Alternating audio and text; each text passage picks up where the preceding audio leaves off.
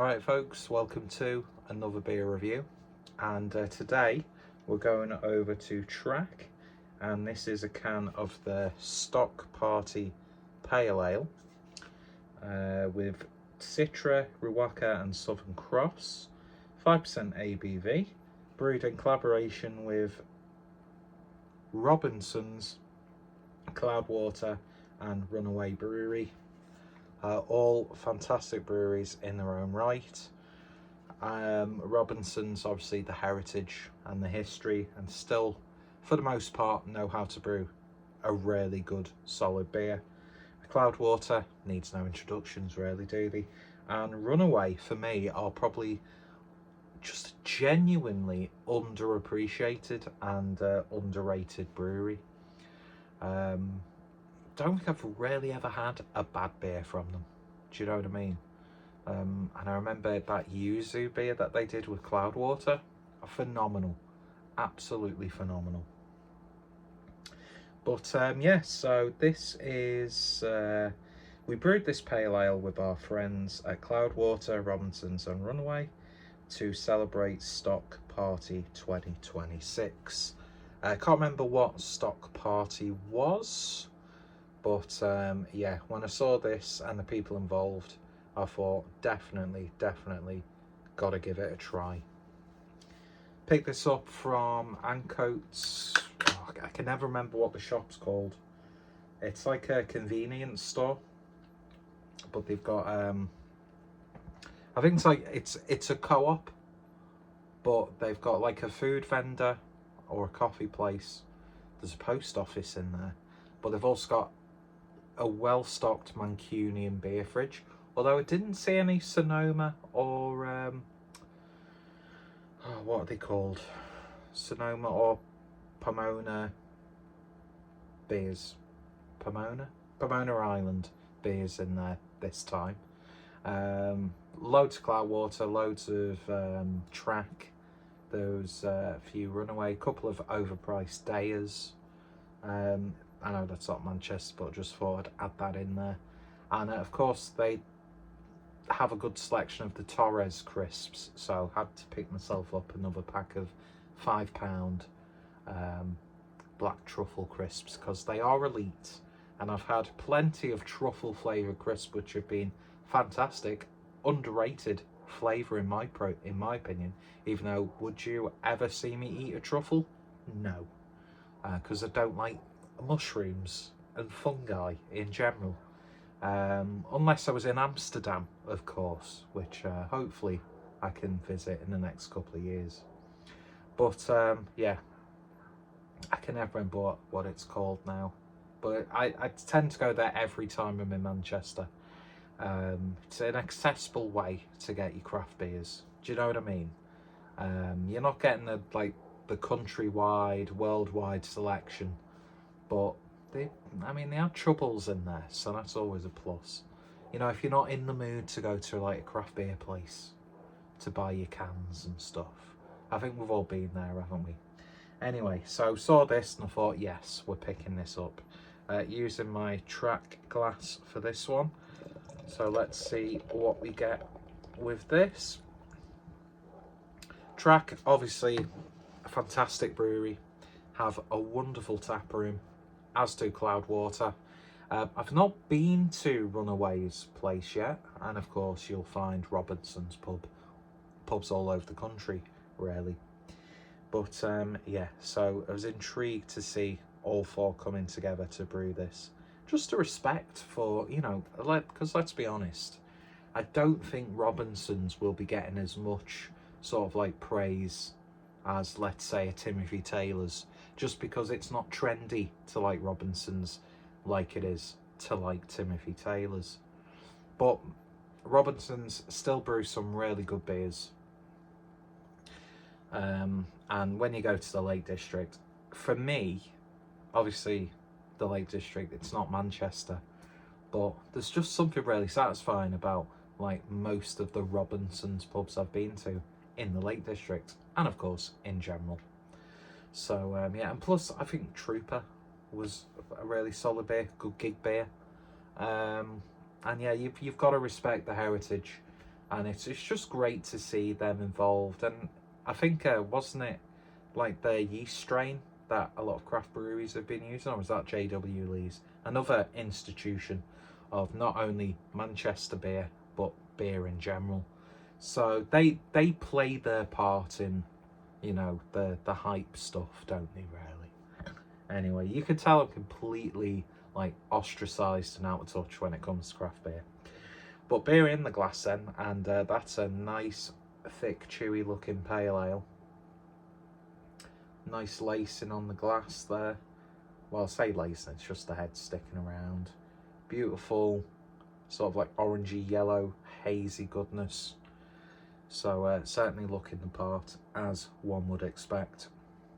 So let's see what we get on the nose then.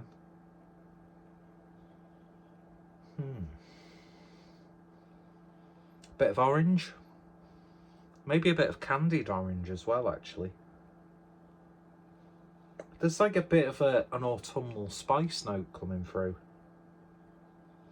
Clementine.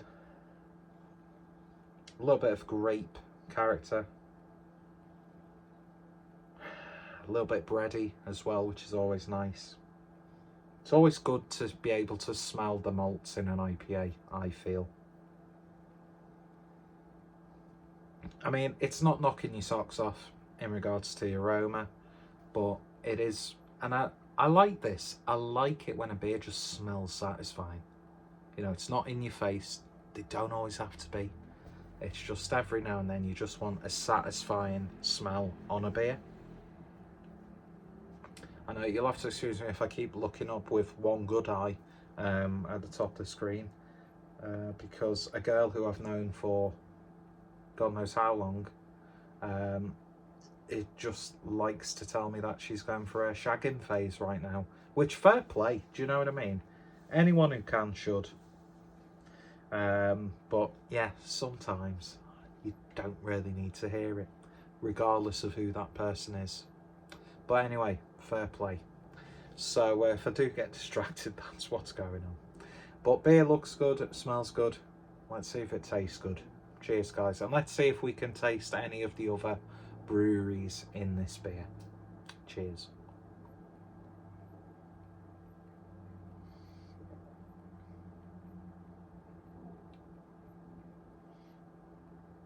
Nice and soft, medium mouthfeel.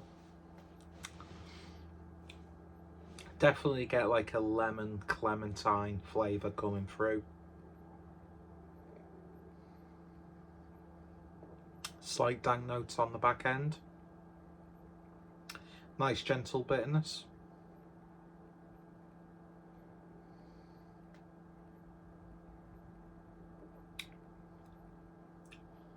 Very subtle savoury tones coming through as well. What are the hops on this again? Citra, definitely getting Citra. Riwaka, that will probably explain like that slight grape-like dryness that I'm getting. And then Southern Cross, yeah, which is, from what I remember, that's a British variant, isn't it? Or am I thinking of Bramlin Cross?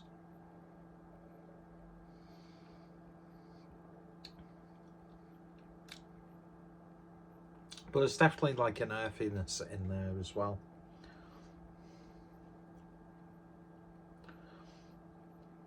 Do you know what? That's not bad at all.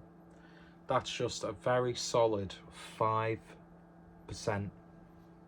ABV beer that you could just really, really enjoy.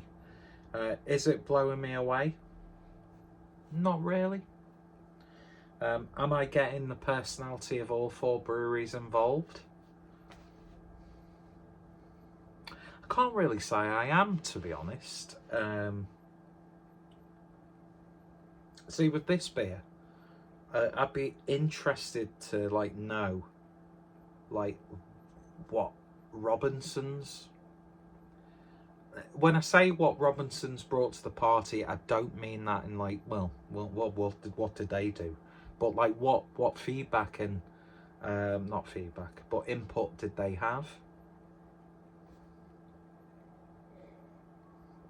Because obviously it's primarily talking about the hop bill well, on the brief description, it's just giving you a very basic sort of description that all 4 brews were involved. But yeah, it's like you've got 4 well-known, well-established, iconic breweries in their own right. Runaway, for the longest time, just a safe, dependable brewery. Every now and then they'll do something a bit special. I harken back to the you can't harken back to something in this way, I don't think. I don't fully understand words, but like I said, that yuzu, I think, was it a sour or a pale ale that Runaway did with Cloudwater, I think in collaboration with Chish and Fip or something like that. It's like a hipster chippy, which is not bad. Not a bad concept at all, is it really? A hipster chippy. Fip and Chish, I can't remember, but it was beautiful. The yuzu really shone in that beer.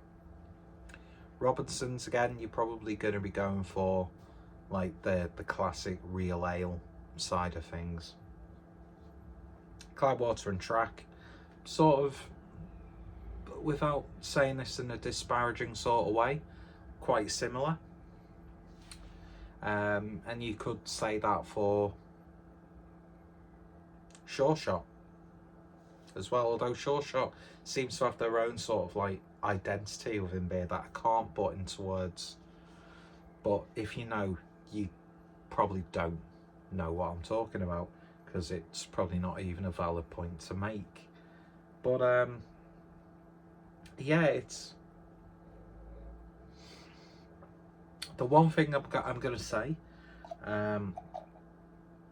is definitely either Cloudwater or Track could have brewed this beer. Do you know what I mean? I feel like I'm like being unfair with this, but I feel like it's not a boring beer. It's a very well brewed beer, so this review will still be getting uploaded. It's not just a safe bet. There's something there, but I don't know. Maybe I'm putting too much emphasis on the fact that it's 4 different breweries coming together, and some with quite different histories and backstories, and you know what output they do. But yeah, you'd almost want something a little bit more left field to be brewed when you've got those breweries coming together,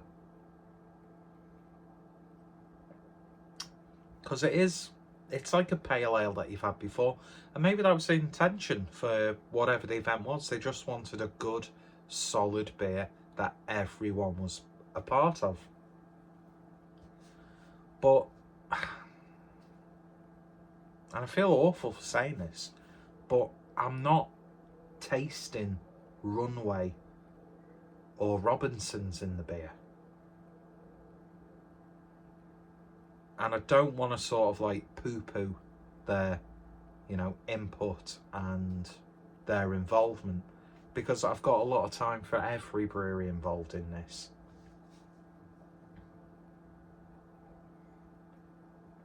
You know, Runaway were probably some of the first, when I was getting into craft beer and actually travelling to buy some beers.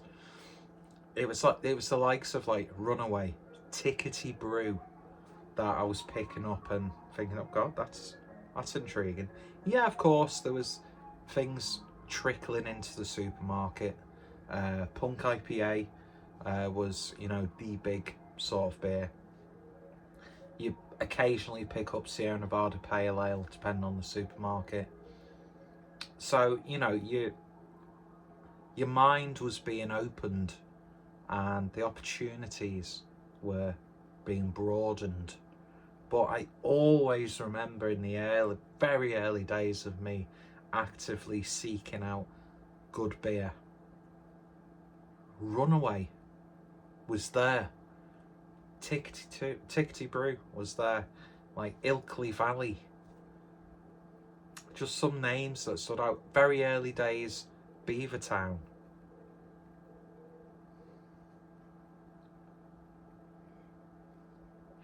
And I don't know, maybe I'm just not picking it up, but I'm not getting them or Robinsons in this beer. It's a lovely beer. Would I have it again in a heartbeat? You could session this, it'd be a perfect beer. It's, you know, the weather's getting a bit ropey now, but this with a barbecue, 4-pack of this in a cooler, gets the job done. And we've got Betty joining us. What's your takes on this? Well, she's very much against it, apparently. But she's a craft beer snob. She prefers their American, you know, cans that cost 40 quid to import over. Everyone's got their own tastes, haven't they? So yeah, I'm really enjoying this. It's a lovely pale ale. I don't know, maybe I'm asking too much by wanting it to be like quite distinct and unique.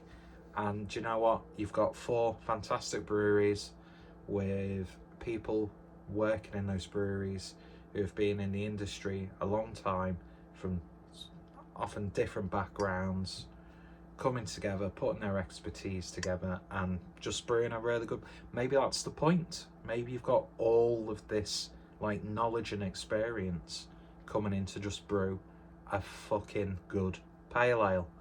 But to me, unfortunately, and I don't even necessarily mean this in a bad way, I don't mean anything I've said in this in a bad way, it just feels like this could just be any Track or Cloudwater beer.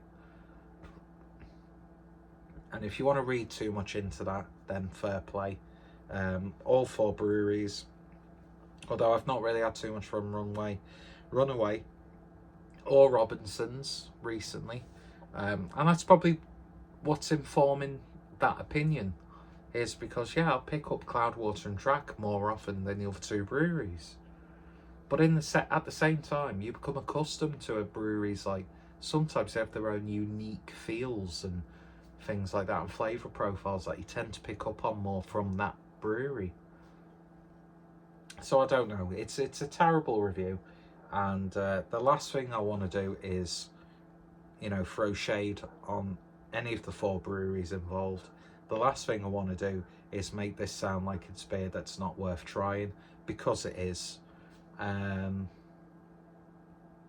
yeah, maybe I've missed the point, maybe I'm not seeing something, maybe I'm spot on with what I'm saying, but you know, much like arseholes, everyone's got opinions. Although some people can't use their arseholes because they have to have a tube in them. But do you know what I mean? Now it sounds like I'm taking the piss out of that, which I'm not, because I know people in my life who have to deal with that on a daily basis, and I know how hard it is, you know, mentally to be out in social situations. But do you know what I mean? I'm glad I picked it up. I'm really glad to see 2 breweries obviously hyped the country over, but then also collaborating with, probably Runaway is the brewery, much like the likes of Marble. They're in the early stages of even pre-boom, and then Robinsons have just got the history. So yeah, it's actually really, there's something really satisfying about this conceptually. It's just, I don't know, maybe it was me asking too much for it to have something a little bit different. But it's very, very good. It really, really is. Anyway, if you've tried it, let me know your thoughts, opinions down below. I'm not sure if there are any other breweries brewed for this stock party. So feel free to provide me with any factual information you can if I've come across as a ignorant, docile plebiscite, which I am. And yeah, go check out all 4 breweries involved. Out of the 4, I would say, if you get the opportunity to try Runaway beer, I don't really think they make their way outside of Manchester too much. but I know a lot of like food places work with them a lot. I remember Rudy's Pizzeria had an extensive list of their beers available when I was there last. So they work very well within like the culinary side of things. Their beers will, like most beers, let's be honest, will complement a dish. I mean, aside from like a chocolate, smoothie fudge s'mores stout, or like a farmhouse ale might work well with the yeast content of a sourdough pizza. Who knows? I'm not an expert. I just know what I like, and I like this beer a lot. It sounds like I've downplayed it a bit. I don't want to do that, but it's interested me enough. It's sparked up a discussion in my own head, and 9 times out of 10, whatever the cunt version of me says, I don't like. But then again, I don't like the nice version of me. So I'm always, kicking off at myself. There's a lot of fist fights. I'm not a violent person, but mentally I'm kicking the shit out of myself, both the shitty side of me and the person who's very guilty of it, trying to be overly sympathetic and complimentary. I never want to come across like I'm making excuses. But yeah, final words are lovely pale ale, but for me personally, I was expecting maybe a little bit more presence from Robinson's and Runaway Brewery in this beer. But then again, what would that presence be? Do you know what I mean? It's one of those things, but it's definitely worth having a go if you stumble across it. And yeah, I feel like what's a very good plus point is I think I did an order with Runaway during lockdown where they did a bundle of different beers. I feel like I need to buy a few bottles of Robinson's, buy a few bottles of Runaway, and just sit, enjoy them. Not necessarily shoot a video about it. Good view of Betty's arsehole there for you. And yeah, just sit back and enjoy beer.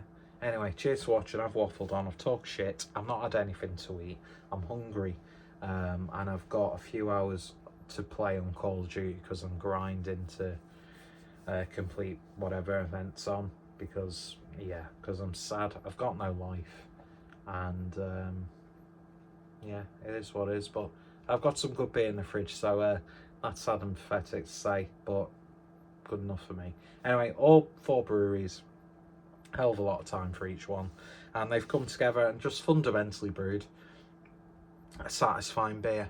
Anyway, cheers for watching. You all take care, stay safe, and I'm looking more like the abominable wonky-eyed snowman day by day. Cheers. Bye.